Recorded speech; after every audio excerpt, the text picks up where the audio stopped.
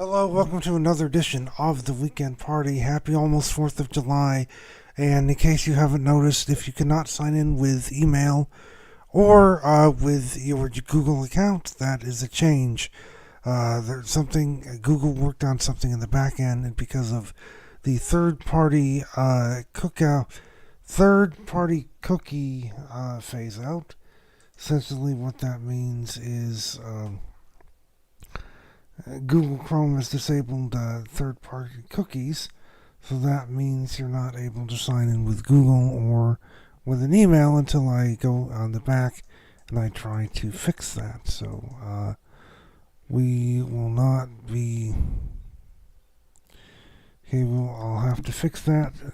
I'll have to fix that between now and next show, and we will see. So I apologize for that technical difficulty. If you were trying to sign in on with Google or your Gmail account, or even signing in with email, okay, that's good, Aunt Janet. You signed in with AOL email, so that worked for you. So okay, so you were able to get on. But in case somebody was trying, I couldn't get on to my Gmail. I usually sign in using my Gmail, but I couldn't because I was not able to.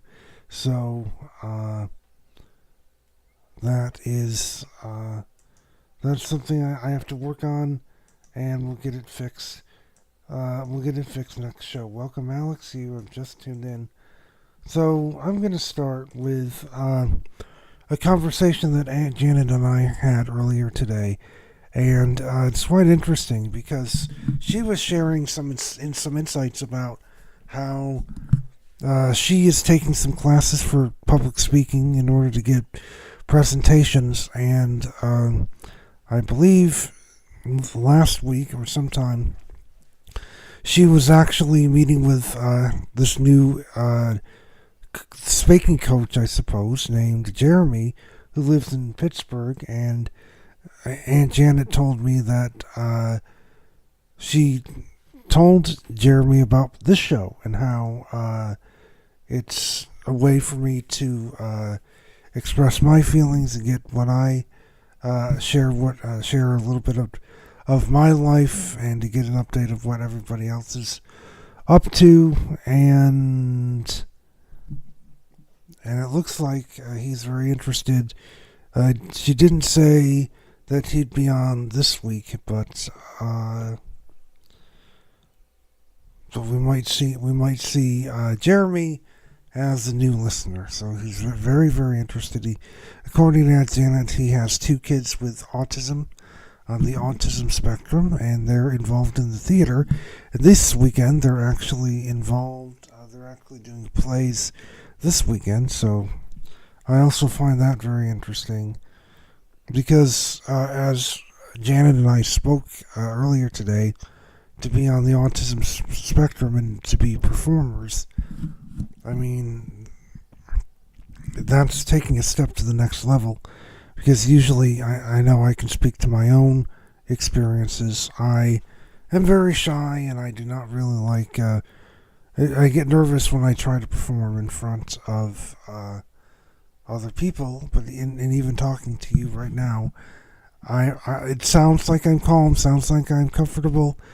This is a piece of cake compared to performing on the stage, having to remember lines and choreography and dialogue, but also playing in the marching and the concert band was a little bit nervous, and it was a little bit anxiety provoking, but I was able to get to it, and so it'll be nice to have Jeremy on, and to find the comment that I found interesting about being performers with all of our disabilities, or at least speaking as one person on the autism spectrum. It does take a lot of courage, and it does take a lot of experience. It takes a lot of practice to get it right, and to do a good job and perform well. I know I make mistakes here. I try to formulate what I want to say, and I'm literally improvising as we go here, and I'm sure some of you wouldn't be able to tell the difference, but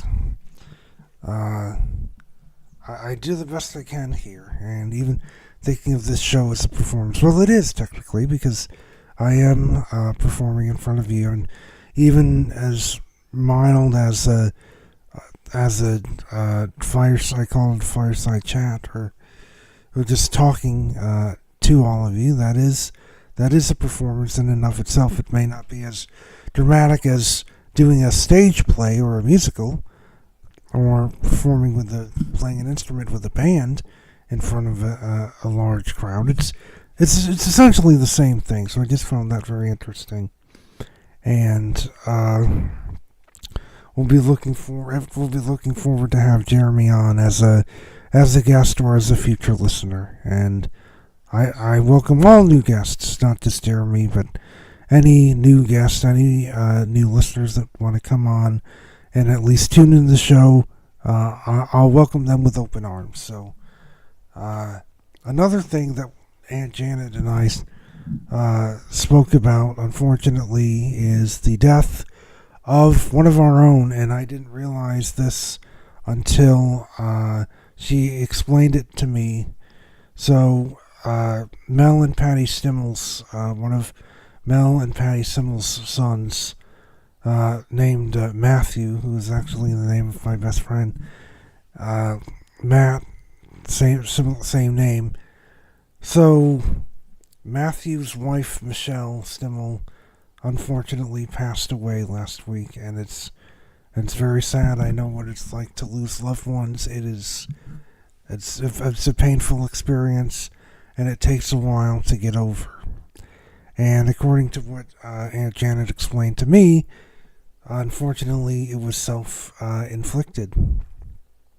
It involved a gun, and Aunt Janet did tell me that she was having some mental health and depression issues, and everything seemed to go fine until Matthew, again, that's one of the sons of Mel and Patty Stimmel, found his late wife dead, unfortunately. So that we have condolences to Mel, Patty, and the rest of the family.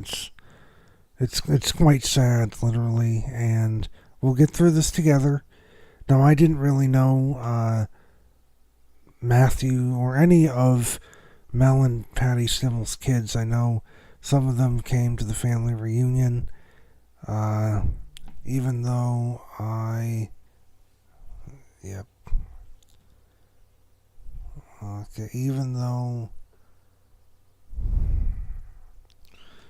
even though I didn't really meet Matthew or Michelle, it's just a terrible situation to face, and we'll get through this together.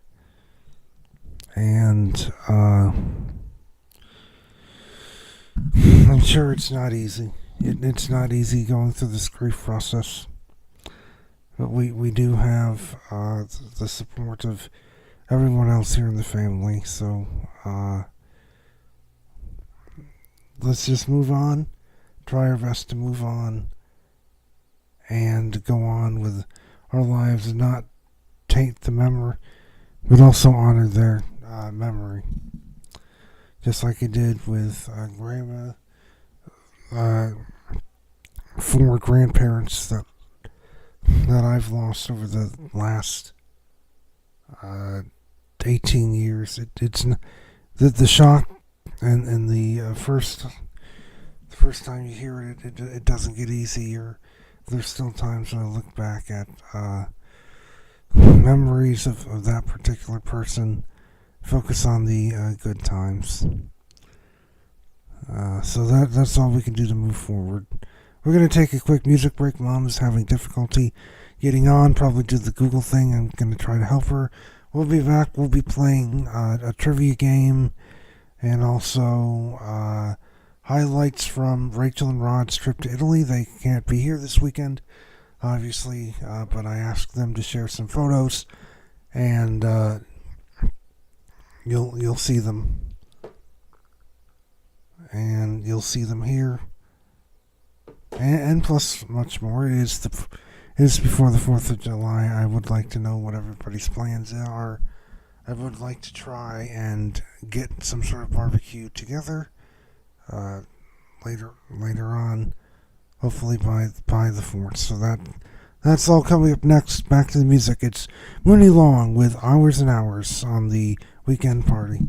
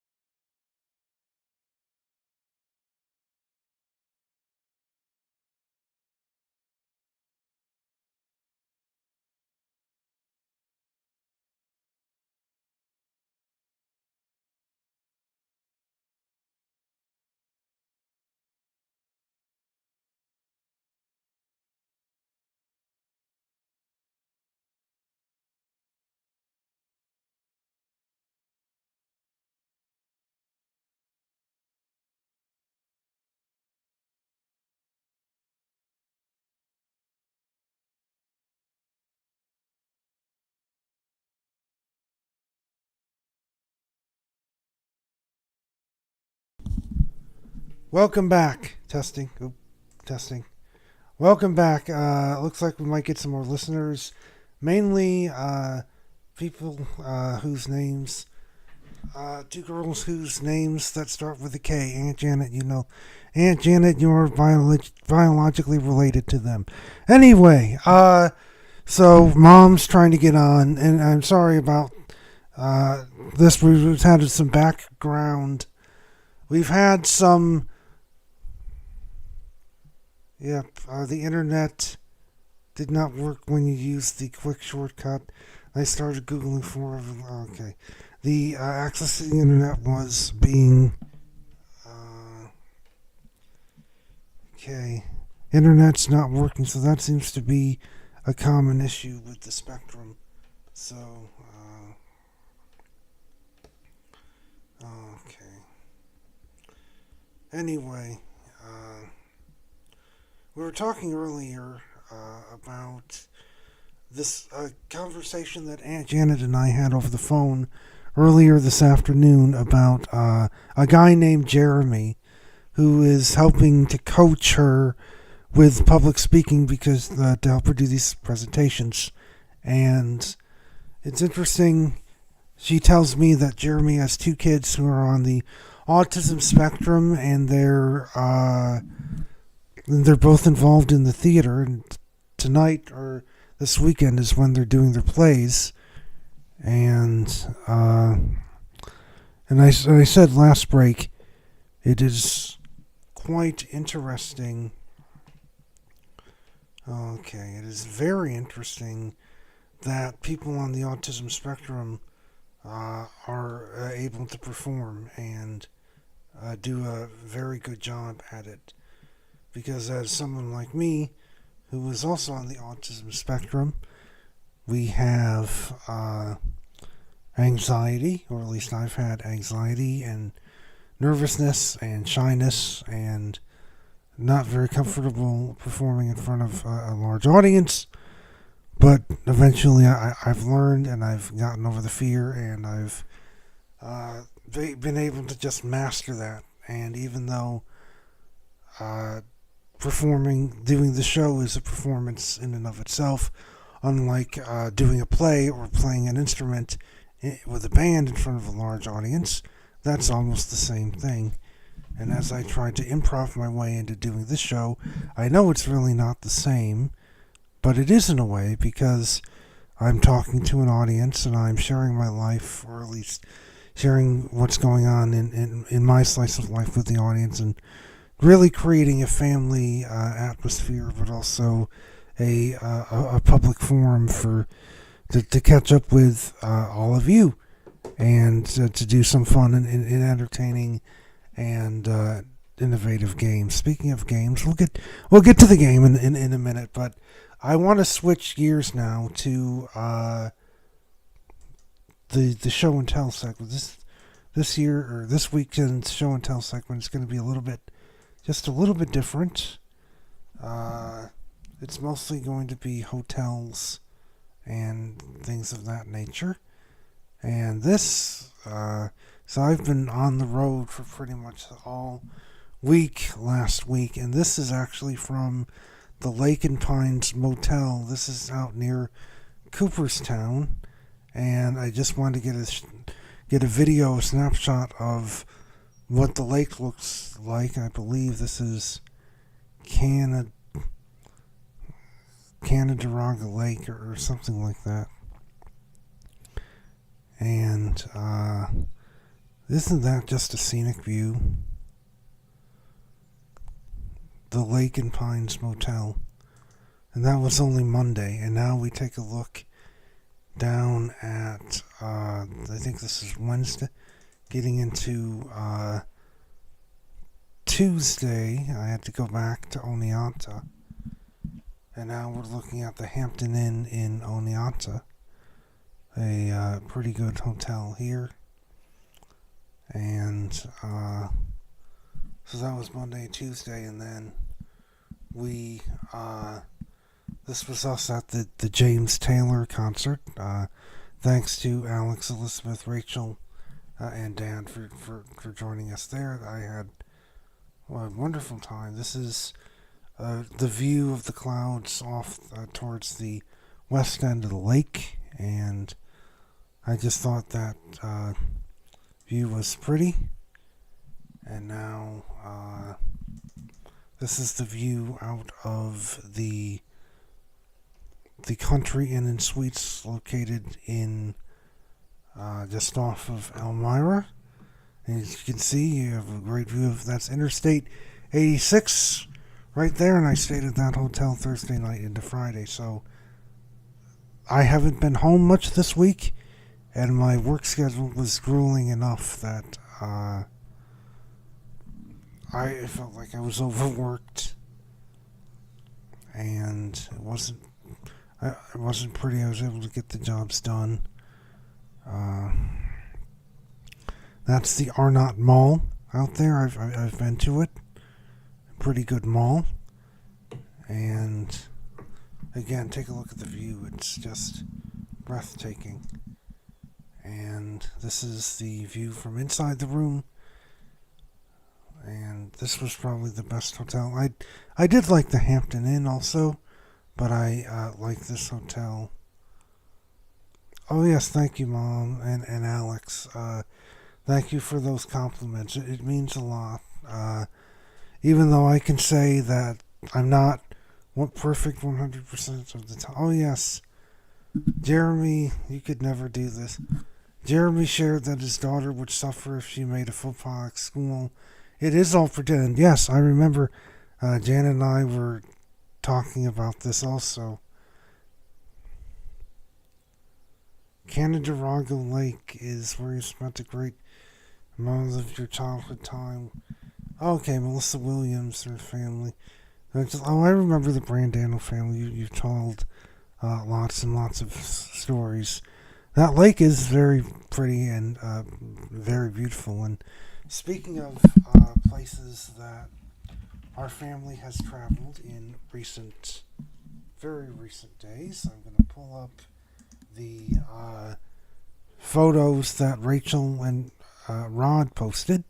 Of course, they're all the way in the other side of the world. They are currently in Sicily, on the island of Sicily, the Italian island of Sicily, Italy, and we'll show you these pictures.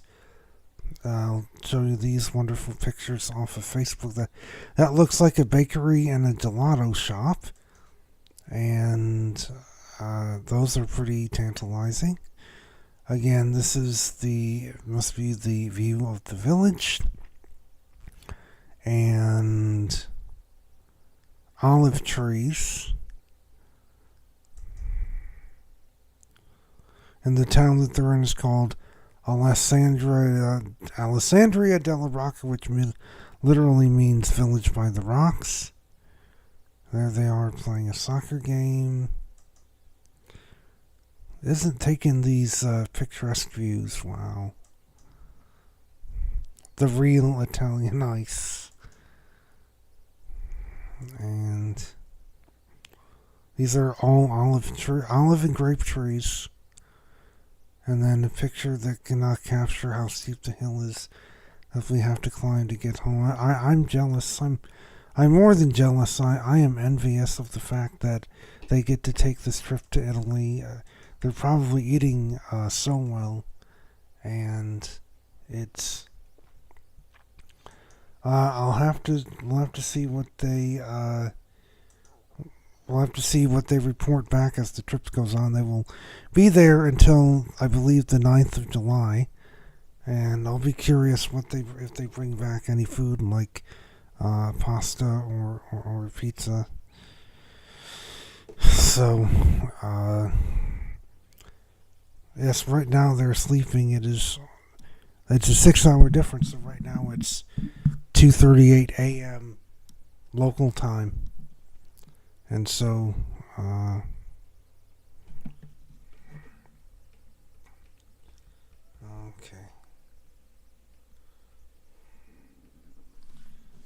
Yes, and so we just wish them the best. We're going to take a break, come back, get ready to play more games trying to develop this. I'm a very avid game designer, coming up with a new trivia game show idea right now, and you're the perfect guinea pigs to play it. We'll be back. Get your thinking caps on. Write more coming up after this.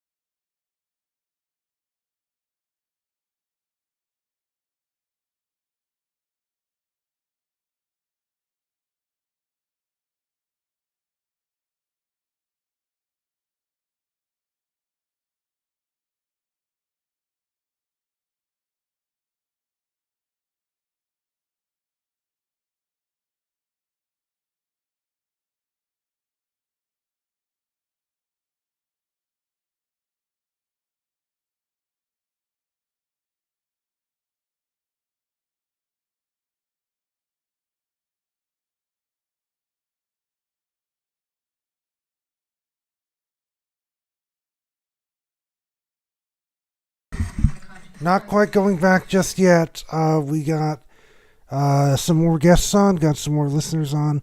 I want to give a shout out Kelly and Katie, and we got we got some requests, and then we got to play the game. So we're gonna get two more songs in. First one up is one I've been wanting to play for a while, but I didn't really have the time to get it in. So here we go. We're gonna start with Sandstorm by Darude, the 2002, 2001 dance hit. Get up, get on your feet, and get moving.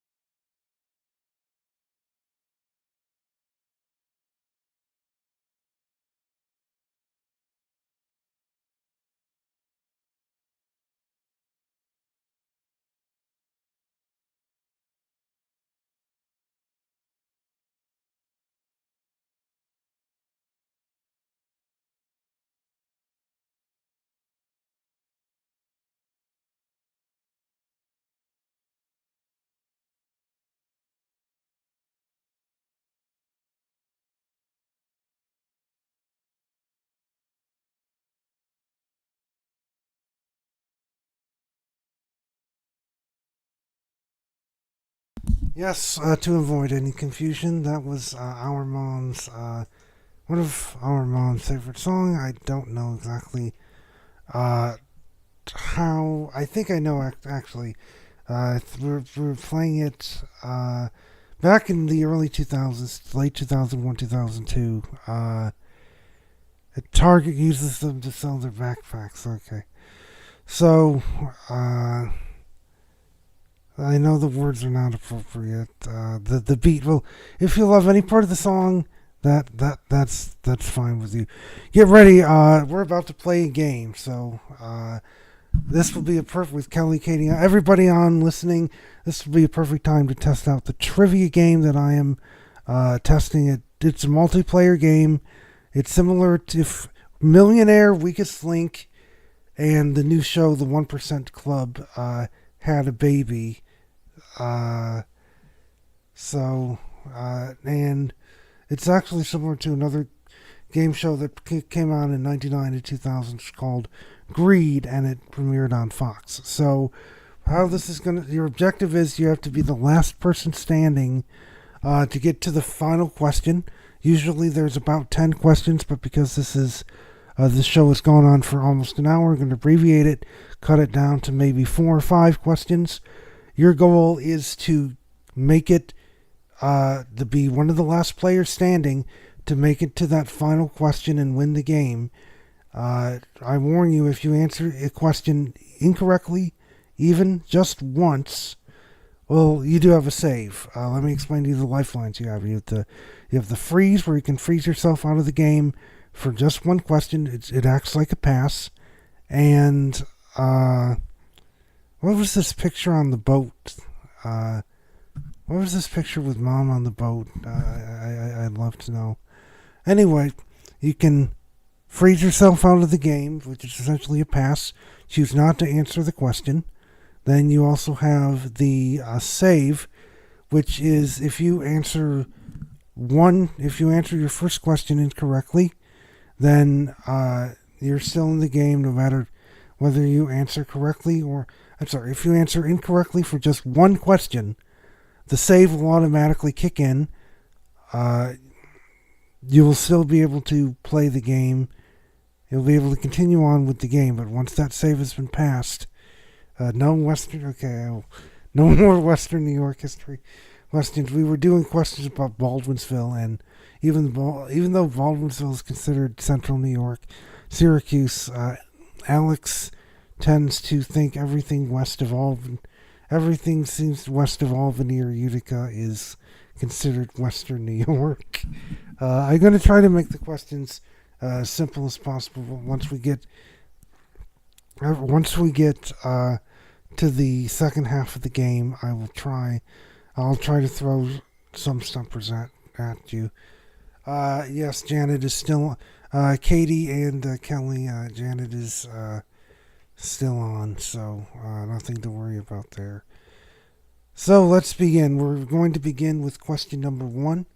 I am going to put the question in the chat. So here's how we're going to do it. We're going to play a song, and as soon as I can find some songs here, I'm going to play a song. As soon as the song starts, the question will appear in the chat, and then at the end of the song, during the song, you put your answers in, and again, if you answer it correctly, or the players who answer the questions correctly move on. Players who put an incorrect answer or get one save per game. Once that save is gone, then the next incorrect answer means you're out of here, and unfortunately, the game is over for you. So, without further ado, please enjoy the Wallflowers as we begin question number 1. Okay, thank you, Laura, for listening, and thank you for letting me know. Have fun on vacation, please. Thank you very much for tuning in. So here we go. Here's question number 1.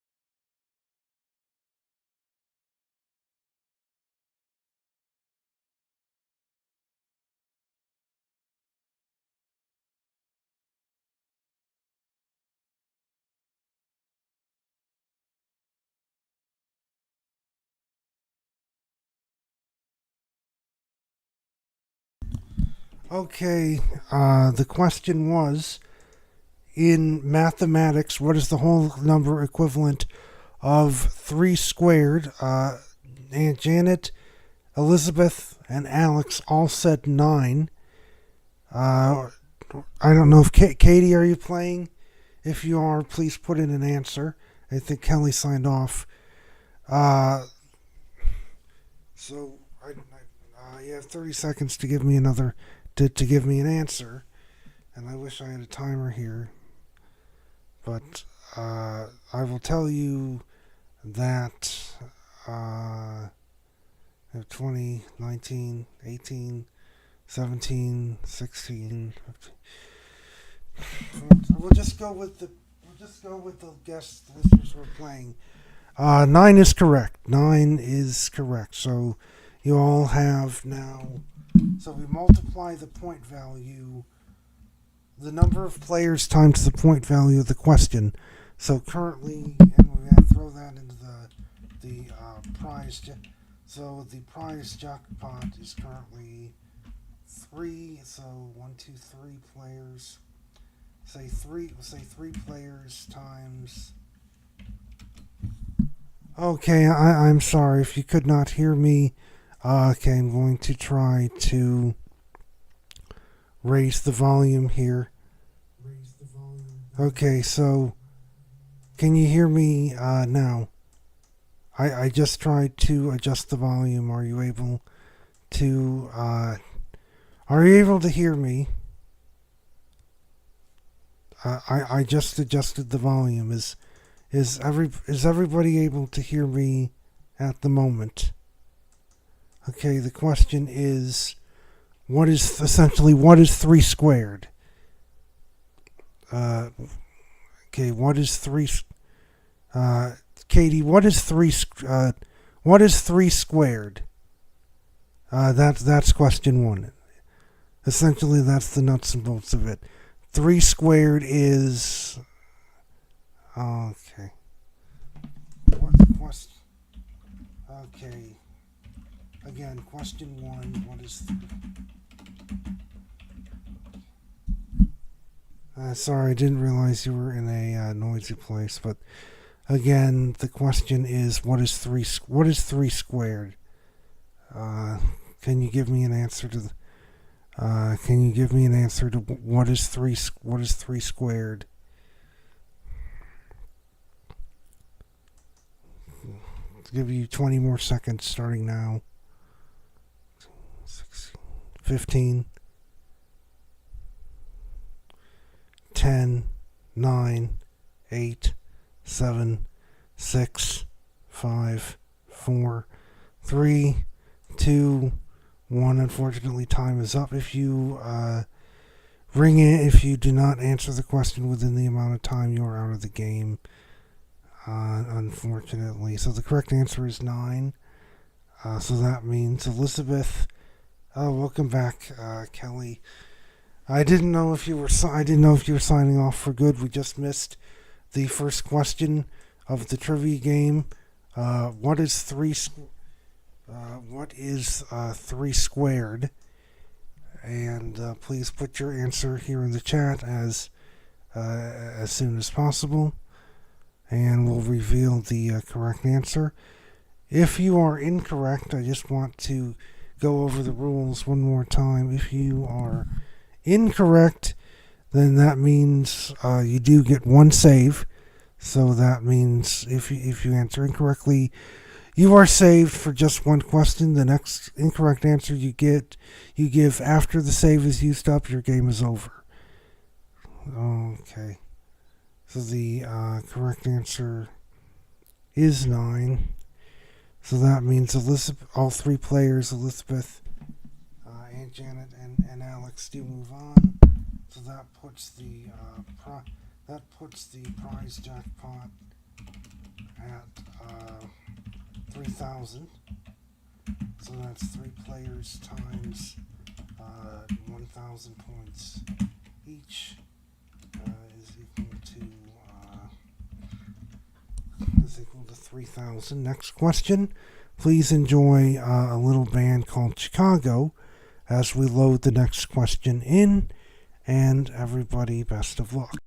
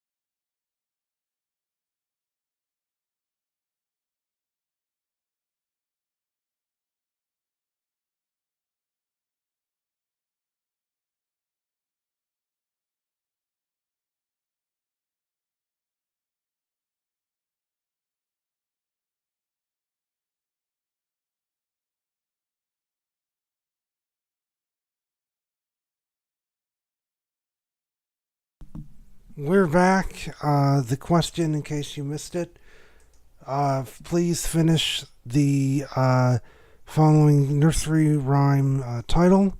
Mary had a little blank. Alex and Janet have said lamb, and we're going for 5,000 points apiece. All three of you are correct. We are now bringing the prize jackpot to 5,000. So now, doing some quick math, that adds 15,000 more points. So we add that to the 3,000. We currently stand. If this were a real game show, we'd be playing for $18,000. Coming up next, let's see if you can answer this. Stumper. We will see. I think whoever answers first correctly. Oh, that's a good idea. Should get more points. We'll try that on the next question. Whoever answers first correctly should get more points. That's an idea.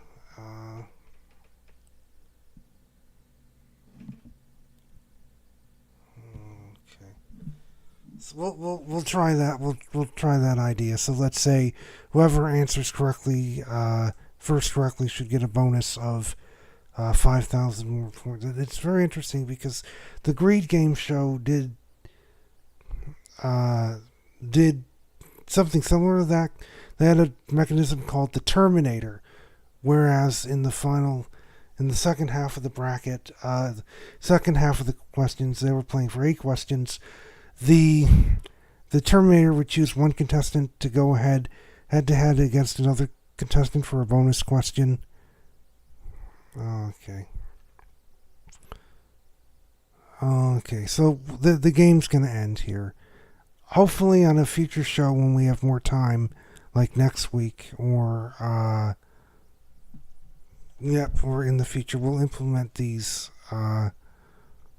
We will implement these ideas in the future. But thank you all for playing. I know this was a big show and a lot of time spent on other things. So we want to make sure that everybody has the opportunity to do the Bumper to Dump It.